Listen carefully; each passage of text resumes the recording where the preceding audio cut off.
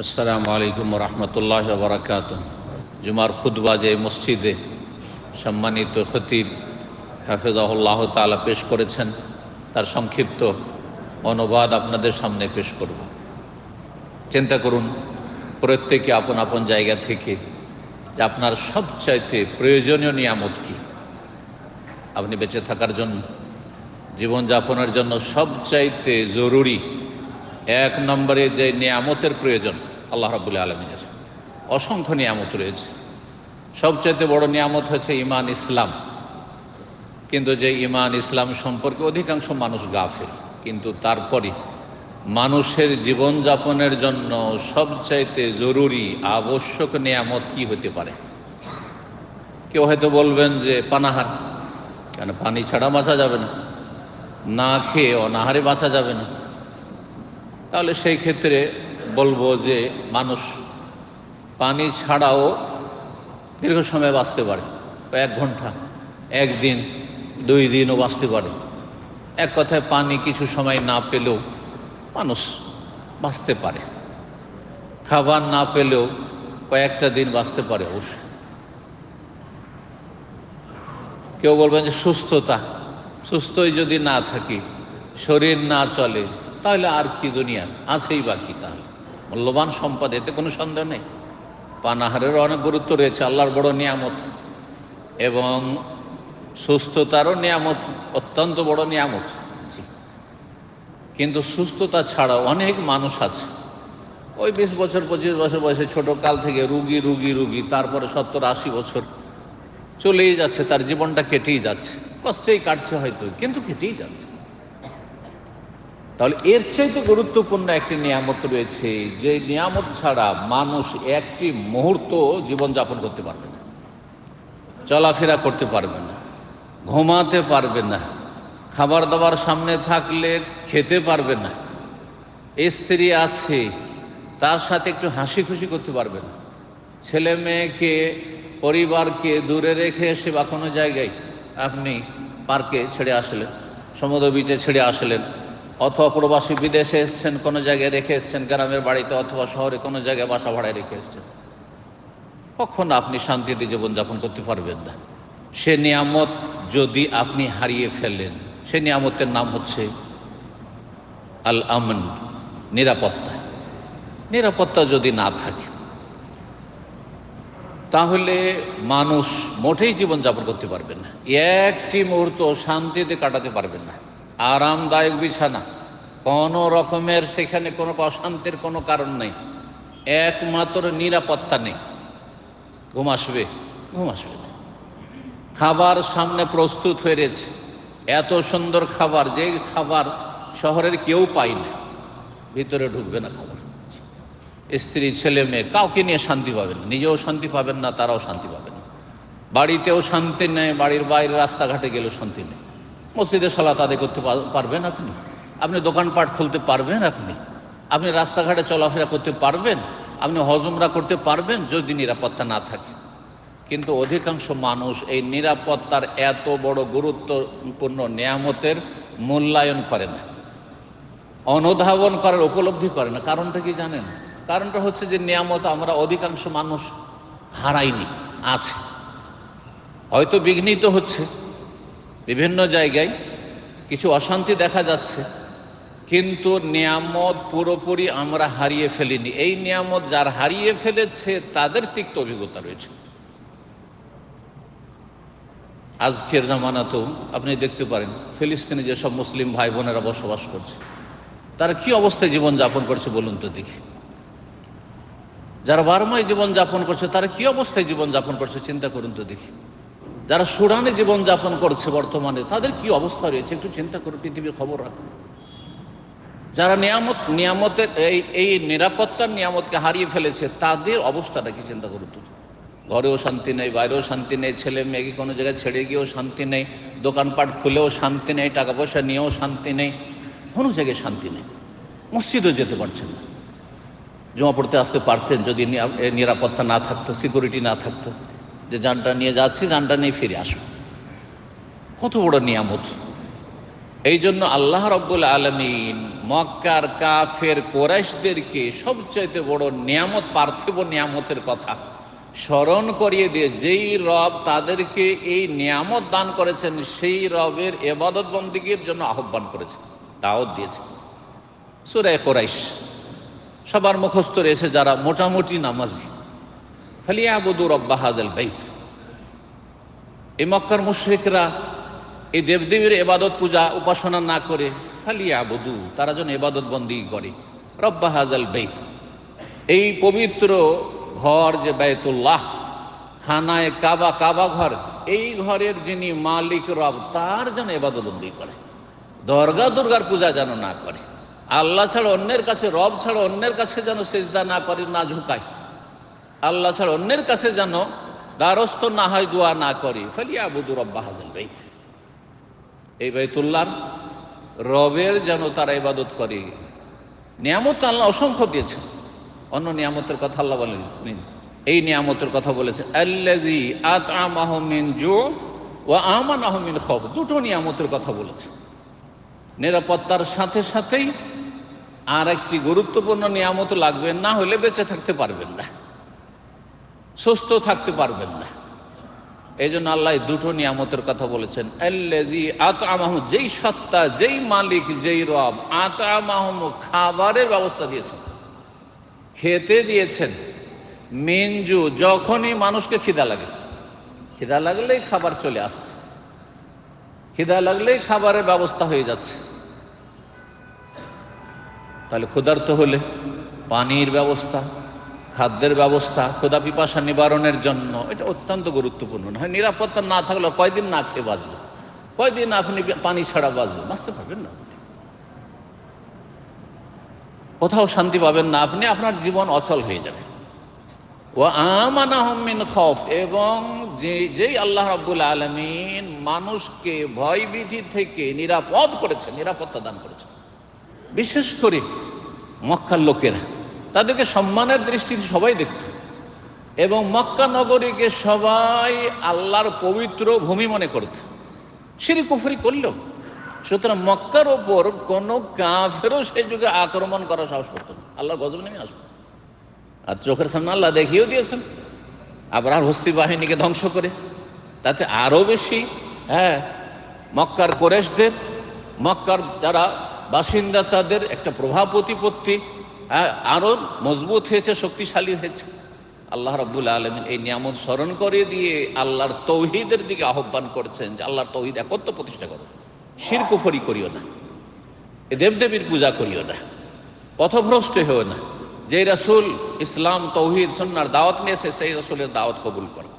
আল্লাহ রাব্বুল আলামিন এইভাবে আরও তাদেরকে সূরা আনকাবুতের 67-তে এই নিয়ামতের কথা স্মরণ করিয়েছেন যে আরব কাফেরেরা, মক্কার কাফেরকে একটু চিন্তা করে দেখে না, আরে তোমরা নবীর বংশ, নবীর আত্মীয় স্বজন, নবীর প্রতিবেশী, তোমাদের শহরেই নবী রসুলকে পাঠালাম, তোমাদের কষ্ট করে কোথাও যেতে হলো না ঈমান ইসলাম কবুল করা, জান্নাতের রাস্তা ধরার জন্য। কত কষ্ট করে মানুষ হেদায়েত পাচ্ছে। আওয়ালাম ইয়ারাও, একটু চিন্তা করে দেখে না তার আন্না জাআলনা হারামান আমেনা, যে মক্কা নগরীকে কত সম্মানিত এবং নিরাপদ শহর হিসাবে আমি আল্লাহ তৈরি করেছি, কত নিরাপদ, কেউ সেখানে আক্রমণ করার চিন্তাই করে না। ওয়াইতাখাত্তাফুন নাসু মিন হাওলিহিম, অথচ চারপাশে দেখো মক্কা নগরীর বাইরে আরব দেশগুলিতে বিভিন্ন বংশে শত্রুতা, লড়াই, কলহ তাদের মজ্জাগত বিষয় ছিল। তারা লড়াই মারামারি ছাড়া থাকতেই পারতো না। ওয়াইতাখাত্তাফুন নাসু, যে যাকে পারছে উঠিয়ে নিয়ে চলে যায়, কিডন্যাপ করে উঠিয়ে নিয়ে চলে যাচ্ছে। আফাবিল বাতিল ইউমিনুন, তারপর বাতিলকে তার বিশ্বাস করবে, শিরক কুফরির ধর্মকর্মকে বিশ্বাস করবে। অবে নেমাতিল্লাহ ইয়াকফুরুন, আর আল্লাহর নিয়ামতের নাশুকরি করবে। মানুষ যদি নিরাপত্তাকে টিকিয়ে রাখে তাহলেই শান্তি পাবে। নিরাপত্তা এত গুরুত্বপূর্ণ ইবাদত, যেই নিরাপত্তাকে ঈমানের সাথে তুলনা করেছেন, আমন এবং ঈমান। ঈমানের সাথে, যেই ঈমান না থাকলে জাহান্নাম থেকে নিরাপত্তা নেই, নিশ্চিত জাহান্নাম, সেই ঈমানের সাথে আল্লাহ রাব্বুল তুলনা করে বর্ণনা করেছেন। এবং যদি কেউ ঈমানের সুরক্ষা করে, ঈমানের হেফাজত করে, তাহলে তাকে দুনিয়া আখিরাত ইহকাল পরকাল নিরাপত্তা দেবেন। এ কথার নিশ্চয়তা আল্লাহ দেয়। সূরা আনাম আয়াত নম্বর 48, আয়াত নম্বর 82 আল্লাহ ইরশাদ করেছেন, আল্লাযীনা আমানু ওয়া লাম ইয়ালবিসু ঈমানাহুম বিযুলমিন উলাইকা লাহুমুল আমনু ওয়া হুম মুহতাদুন। যারা ঈমান নিয়ে এসেছে, তাওহীদ প্রতিষ্ঠা করেছে, লা ইলাহা ইল্লাল্লাহ এর প্রতি বিশ্বাস করেছে, মুহাম্মদুর রাসূলুল্লাহ বিশ্বাস করেছে, এবং ওয়া লাম ইয়ালবিসু ঈমানাহুম বিযুলমিন, ঈমানের সাথে জুলমের, আর এই জুলম বলতে শিরক, কোনো রকমের তাদের মধ্যে শিরক নেই। শিরকের জুলম সবচেয়ে বড় জুলম। তারপরে মানুষের উপরে জুলম করা, আল্লাহর সৃষ্টির উপরে জুলম করা, কারো হক নষ্ট করা। সবচেয়ে বড় জুলম হচ্ছে আল্লাহর হক নষ্ট করা, আল্লাহর তৌহিদ নষ্ট করা। যারা দেবদেবীর পূজা করে, যারা আল্লাহ ছাড়া অন্যকে ডাকে, যারা মন্ত্রতন্ত্র করে, যারা সেহের জাদুটোনা করে, এরা মুশরিক। যারা মাজারে গিয়ে সেজদা করে, মাজারে গিয়ে খাসি মোরগ জবাই করে, মাজারে গিয়ে চাদর চড়ায়, যারা মাজারে গিয়ে আল্লাহ ছাড়া অন্যের জন্য কোনো কিছু নিবেদিত করে সেখানে, এরা সমস্ত মুশরিকেরা। যদিও তাদের দাড়ি আছে, টুপি আছে, আর ইসলামী সাজ পোশাক বেশভূষা আছে, আর জাতিতে মুসলিম বলা হচ্ছে, কিন্তু তারা ইসলাম বুঝেনি। যেমন মক্কার কাফেরা 1400 বছর আগে দাবি করতো তারা ইব্রাহিম নবীর উম্মত, কিন্তু ইব্রাহিম আলাইহিস সালামের ধর্ম তারা বুঝেনি, বিকৃত করেছে। ঠিকই একই অবস্থা। আল্লাহ বলছেন, যারা ঈমান নিয়ে আসবে, ঈমানের সাথে শিরকের সংমিশ্রণ ঘটাবে না, সুতরাং গায়ে তাবিজ বাঁধবে না, টোটকা ফোটকা বিশ্বাসী হবে না, আর ওই বালা তাকায় বিশ্বাসী হবে না, যে এটা বাঁধলে, এটা গাছ বাঁধলে, এটা করলে, সেটা করলে এই হয়, এটা করলে সেই হয়, ইত্যাদি ইত্যাদি। শিরক মুক্ত, এক কথায় ছোট শিরক, বড় শিরক থেকে যারা মুক্ত থাকবে তাদের জন্য কি রয়েছে? উলাইকা লাহুমুল আমনু, তাদের জন্য নিরাপত্তা রয়েছে।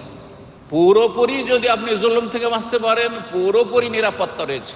এ কথাটি ভালো করে মনে রাখুন। কোনো রকমের জুলুম করেন না আপনি, আল্লাহর হকের ক্ষেত্রেও জুলুম করেন না, মানুষের হকের ক্ষেত্রে একটা পয়সা কারো মেরে খান না, কারোর উপরে জুলুম করেননি, কথার দ্বারাও জুলুম করেননি, আপনার জবান দ্বারা, হাতের দ্বারা কাউকে কষ্ট দেননি, তাহলে পুরোপুরি নিরাপত্তা রয়েছে দুনিয়া আখেরাতে। আখেরাত শুধু আল্লাহ বলেননি, আখেরাতে জাহান্নামের আযাব থেকে নিরাপত্তা রয়েছে, কবরের জীবনে নিরাপত্তা রয়েছে। এটা হচ্ছে আসল মানুষের জগৎ, স্থায়ী জগৎ, যেখানে চিরকাল থাকতে হবে। দুনিয়া কয়দিনে, এক্ষুনি চলে যেতে পারেন আপনি, আমি চলে যেতে পারি, কোনো কিছুই জানা নাই যে কতদিন আছে না, কত মুহূর্ত আছে না। তো বড় বড় আশা নিয়ে অনেক কিছুই করছেন। সার্বিক নিরাপত্তা হাসিল করবে যদি সার্বিক জুলুম থেকে বাঁচতে পারি। আর যদি কিছু জুলুম থেকে বাঁচেন, কিছু জুলুম থেকে বাঁচেন না, যেমন শিরকি আকীদা নেই, মাশাআল্লাহ সহি আকীদা, সহি মানহাজ, কিন্তু মানুষের টাকা পয়সা নিয়ে নয় ছয়, মানুষের সাথে ব্যবসা করতে গেলে নিজের লস নেই, পরের লস, পার্টনারশিপের লস। মানুষের বহু হক নষ্ট করছেন, মানুষকে কষ্ট দিচ্ছেন, রুমমেটকে কষ্ট দিচ্ছেন, সাথী সঙ্গীদেরকে কষ্ট দিচ্ছেন, প্রতিষ্ঠানে যেখানে চাকরি করছেন সেখানে আশেপাশের লোককে, যাদের সাথে চলাফেরা, তাদেরকে কষ্ট দিচ্ছেন, বিভিন্ন জুলমের জন্য স্ত্রীকে কষ্ট দিচ্ছেন, স্বামীকে কষ্ট দিচ্ছেন, বাপ মাকে কষ্ট দিচ্ছেন, তাহলে জুলম আছে। যদি আংশিক জুলুম আছে, কিন্তু বড় জুলুম শিরকের জুলুম থেকে বেঁচে আছেন, তাহলে আংশিক নিরাপত্তা রয়েছে, যে একদিন না একদিন জেল খেটে খেটে জাহান্নামে, তারপরে জান্নাতে যাবে। আংশিক নিরাপত্তা রয়েছে। নিরাপত্তা অত্যন্ত গুরুত্বপূর্ণ। ঈমান ছাড়া তাহলে নিরাপত্তা হাসিল হয় না। কাফেরের জন্য কোনো নিরাপত্তা নাই। কয়দিনের দুনিয়া, কয়দিনের দুনিয়ার এই দাপট। তাওহীদ, ইখলাস, তাওহীদ, আল্লাহর তাওহীদ যদি ঠিক থাকে, আর আল্লাহর জন্য যদি শুধু খলুসিয়াতের সাথে ইবাদত বন্দি করতে পারেন, যা করবেন আপনি আল্লাহর সন্তুষ্টির জন্য করেন, দুনিয়ার গরজ, দুনিয়ার স্বার্থকে আপনি উপেক্ষা করেন, তাহলে আল্লাহর নিয়ামতকে টিকিয়ে রাখবেন। আর বড় নিয়ামত হচ্ছে দুনিয়ার নিরাপত্তা, নিরাপত্তাকে টিকিয়ে রাখবেন। তাওহীদ যদি না থাকে, শিরকি জীবন যাপন, তাহলে কোনো নিরাপত্তা নেই। আমাদের দেশগুলিতে কেন নিরাপত্তা নেই? ভারত, বাংলাদেশ, পাকিস্তান, কেন নিরাপত্তা নেই? কেন নিরাপত্তা নেই? ভালো মানুষ নেই, দাড়ি টুপিওয়ালার অভাব নেই, মসজিদ মাদ্রাসার অভাব নেই, আর হাফেজদের অভাব নেই, আর আলেম হুজুরদের অভাব নেই, যথেষ্ট আছে। কিন্তু সবচেয়ে বড় ত্রুটি হচ্ছে আল্লাহ ছাড়া ধর্মের নামে, ইসলামের নামে, আর তাওহীদি জনতার নামে মাজার পূজা, পীর পূজার ধর্ম পালন হচ্ছে, যেটা বড় শিরক, যার ফলে আল্লাহ এই নিয়ামতকে ছিনিয়ে নিয়েছে। কোনো নিরাপত্তা নেই। রাস্তা পথে কোনো নিরাপত্তা নেই, যেখানে সেখানে ছিনতাই, স্ত্রী ছেলে মেয়েকে পরিবারকে রেখে এসে কোনো নিরাপত্তা নেই। জমি জায়গায় কোথাও কিনলেন, গিয়ে দেখেন তো দখল হয়েছে, কি দখল করে নিয়েছে, কোনো নিরাপত্তা নেই। আল্লাহ হেফাজত করুন। টাকা পয়সা দিলে বিদেশে আসার জন্য সব এজেন্ট নিয়ে উদা হয়ে গেছে, কোনো নিরাপত্তা নেই, কোনো বিচার নেই। আল্লাহ হেফাজত করুন। সবচেয়ে বড় দোষ আমাদের দেশের মানুষের হচ্ছে শিরকি আকীদা, বিদআতি আকীদা। আল্লাহ হেফাজত করুন। রব্বুল আলামিন সূরা নূর আয়াত নম্বর 55 ইরশাদ করেছেন, ওয়াদাল্লাহুল্লাযিনা আমানু, আল্লাহ ওয়াদা করেছেন মুমিন মুসলিমদের সাথে। ওয়াদা, আল্লাহর ওয়াদা খেলাফি হবে না। লম্বা আয়াত, খুব সংক্ষেপে বলছি। এবং ইমানের সাথে সৎকর্মশীল 5 ওয়াক্ত সালাত আদায়কারী নামাজি বেনামাজিদের জন্য নিরাপত্তা নেই। কি লা ইস্তাখলিফান্নাহুম ফিল আরদ, দুনিয়াতে আল্লাহ তাদেরকে নেতৃত্ব দেবেন। নেতৃত্বের জন্য কাড়াকাড়ি করতে হবে না, কামড়াকামড়ি করতে হবে না, আর এই গণতন্ত্রের কুফরি মতবাদে যেতে হবে না। আল্লাহ খেলাফত দেবেন বলছেন, শর্ত লাগিয়ে দিয়েছেন, শর্ত পুরা করে দেন। পৃথিবীতে আল্লাহ খেলাফত দেবেন, নেতৃত্ব দেবেন, যেমন বিগত যুগের নেক লোকদেরকে আল্লাহ দিয়েছেন। ওয়ালা ইউমাক্কিনান্না লাহুম দীনাহুমুল্লাযী ইরতাদা লাহুম, এবং তাদের দিন ধর্মকে, ঈমান ইসলামকে, মুসলিমকে আল্লাহ প্রতিষ্ঠিত করবেন, শক্তিশালী করবেন। মুসলিমরা কেন দুর্বল? তাওহীদ নাই, সেই জন্য শিরকি কুফরি আকীদা, নাস্তিকতার আকীদা, বেদিনী বিধর্মিতার শেষ নেই মুসলিম সমাজে। ঘরে 10টা পুরুষ থাকলে, 10টা পুরুষ মহিলা থাকলে দেখা যাচ্ছে 2টো শুধু ধার্মিক, আল্লাহ পরকালে বেশি, বাকি 8টে হচ্ছে হয় নাস্তিক, সেকুলার, আর না হলে মাজার পূজারী। এ হচ্ছে অবস্থা। আল্লাহ বলছেন তাদের দিনকে প্রতিষ্ঠিত করবেন, যেটি আল্লাহ দিন মনোনীত করেছেন। আল্লাযী ইরতাদা লাহুম ওয়ালা ইউবাদদিলান্নাহুম মিন বাদি খাউফি আমনা, তাদের ভয় ভীতিকে দূর করে দিয়ে নিরাপত্তা প্রতিষ্ঠা করবেন, নিরাপত্তা দান করে। নিরাপত্তা কখন আসবে? আরব দেশগুলিতে আজকে থেকে 100 বছর পেছন দিকে যদি চলে যান, কত যে অশান্তি ছিল, আর কত যে কলহ বিবাদ ছিল, আর কত যে নিরাপত্তাহীনতা ছিল। আজকে যে নিরাপদ, দেশি বিদেশি সবাই এখানে নিরাপদ চলাফেরা করছেন। বুঝতে পারছেন না? কিসের বরকতে? তাওহীদের বরকতে। এই দেশে সবচেয়ে বড় যে বৈশিষ্ট্য এবং সবচেয়ে বড় যে ঈমান ইসলাম, সেটি আল্লাহর তাওহীদ। এক আল্লাহর ছাড়া, এক আল্লাহর ইবাদত ছাড়া কারো ইবাদত করা হয় না। এক আল্লাহর মসজিদ ছাড়া এখানে দরগা দুর্গা নেই। জি, যে এখানে দরগাহে যাবেন, অমুক দরবার শরীফ রয়েছে, অমুক পীরের মাজার রয়েছে, অমুক হজরতের মাজার রয়েছে। অথচ এই দেশে এই মাজার পূজার ধর্ম ব্যবসা করলে সবচাইতে বড় প্লাস পয়েন্ট ছিল যে এখানে রাসূলুল্লাহ সাল্লাল্লাহু আলাইহি ওয়াসাল্লাম, এইখানে সাহাবায়ে কেরাম, এইখানে তাবেইন, তাবা তাবেইন, এইখানে স্বর্ণযুগের সমস্ত ভালো মানুষদের কবর রয়েছে। কিন্তু কবর কেন্দ্রিক এই ধর্ম ব্যবসার পেট ব্যবসা এই দেশে নেই। বলুন আলহামদুলিল্লাহ। যার ফলে এই নিয়ামত এখানে রয়েছে। 4 নম্বরে যে বিষয়টি গুরুত্বপূর্ণ বিষয়, যে নিরাপত্তাকে যদি টিকিয়ে রাখতে হয়, তাহলে একটি গুরুত্বপূর্ণ পিলার হচ্ছে নিরাপত্তার, যে দেশের মানুষকে ঐক্যবদ্ধ হইতে হবে। আমাদের দেশে এই কথাটি আমাদের দেশের বক্তারাও বলে, কিন্তু ঐক্যবদ্ধ হইতে হবে সরকার বিরোধিতায়।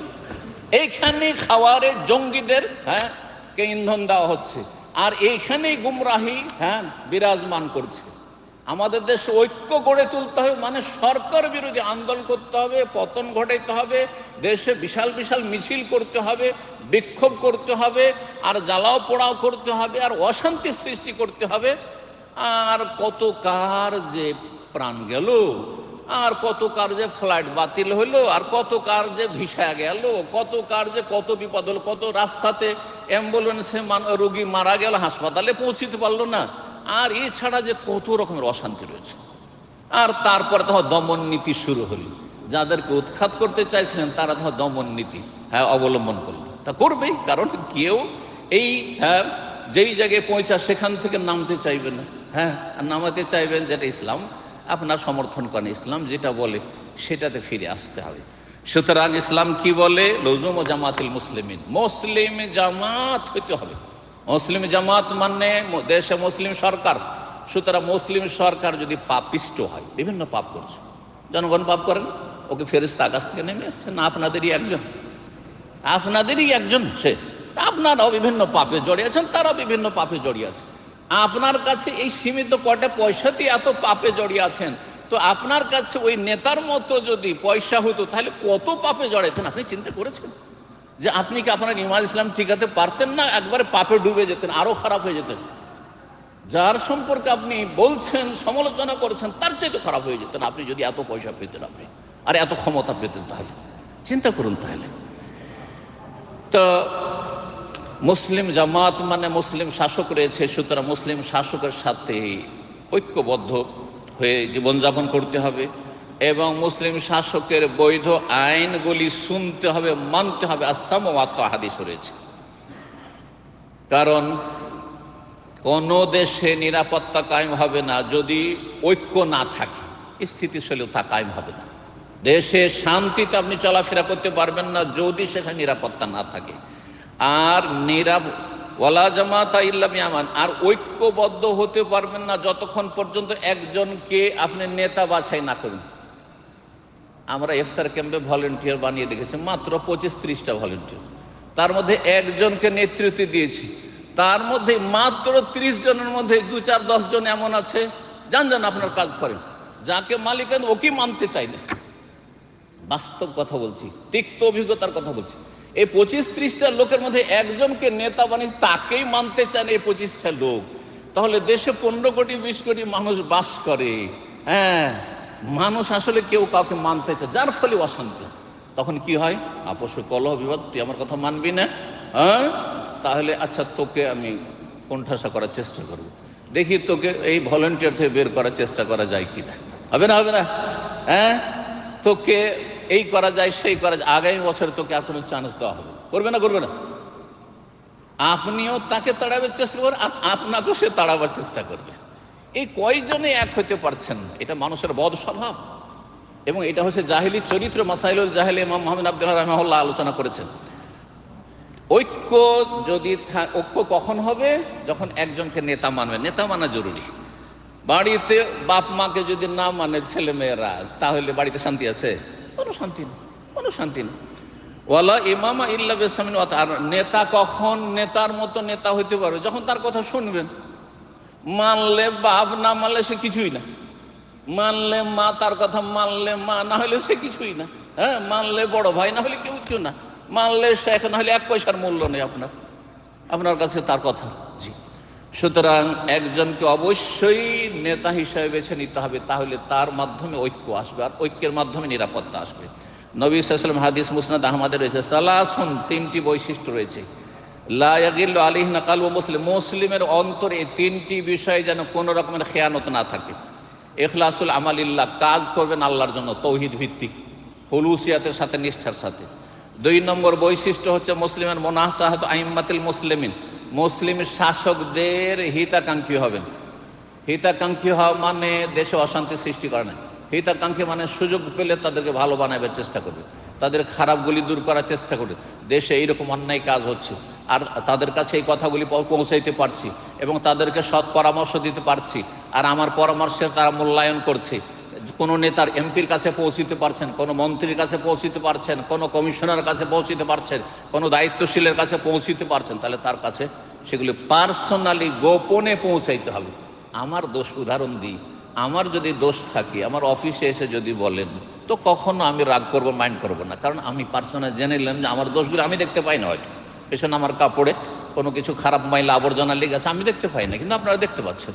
যদি বলেন শেখ আপনার পিছনে কিন্তু ময়লা লেগে আছে, সাথে সাথে জুব্বাটা খুলে দেবো, ঠিক না, পরিষ্কার করবো।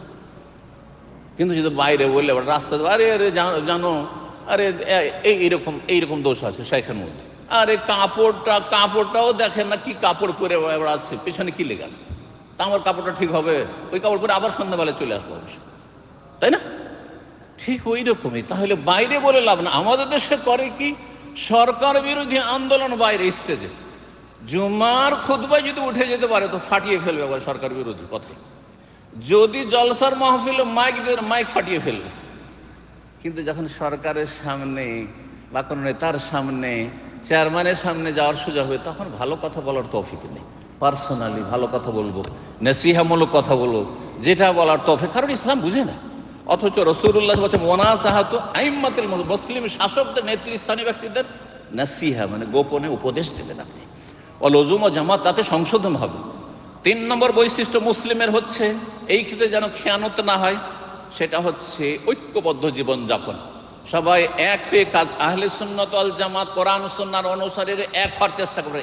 একটি সহিহ আকীদার দল কয়েক দলে বিভক্ত এমনটাও যেন না হয়। হ্যাঁ, জামাতুল মানহাজের ক্ষেত্রে আর রাষ্ট্রীয় জামাতের ক্ষেত্রে সরকার বিরোধী বিভিন্ন দল তৈরি হবে, অপোজিশন পার্টি, আর দেশে অশান্তি সৃষ্টি করে। এটা তো পশ্চিমারা দিয়েছে, যাতে করে মুসলিমরা শান্তিতে না থাকে, আপোষে মারামারি করতে থাকে। গরিব দেশ, কিন্তু রাষ্ট্রীয় এই রাজনৈতিক দলের অভাব নেই। এগুলো কে দিয়েছে? কাফেররা দিয়েছে আমাদেরকে অশান্তিতে রাখার জন্য এবং তার আমোদ ফুর্তি করার জন্য, আমাদের দেশগুলিতে তাদের ক্ষমতা দাপট চালানোর জন্য। আল্লাহ রব্বুল বুঝার তৌফিক দান করুন এবং আমাদেরকে আল্লাহ রব্বুল আলমিন যেন নিরাপত্তা কায়েম রাখার তৌফিক দান করুন। কথা লম্বা হয়ে যাচ্ছে, আরও বেশ কিছু পয়েন্ট ছিল, কিন্তু ইনশাআল্লাহ তাআলা আগামীতে আবার আলোচনা করা যাবে। আল্লাহ রব্বুল আলমিন নিরাপত্তাকে যেন বহাল রাখেন, নিরাপত্তা যাতে বহাল থাকে সেই কাজগুলি আমাদের করার তৌফিক দান করেন। ওয়া সাল্লাল্লাহু সাল্লাম আলা নবিয়িনা মুহাম্মদ ওয়া আলা আলিহি ওয়া সাহবিহি আজমাইন।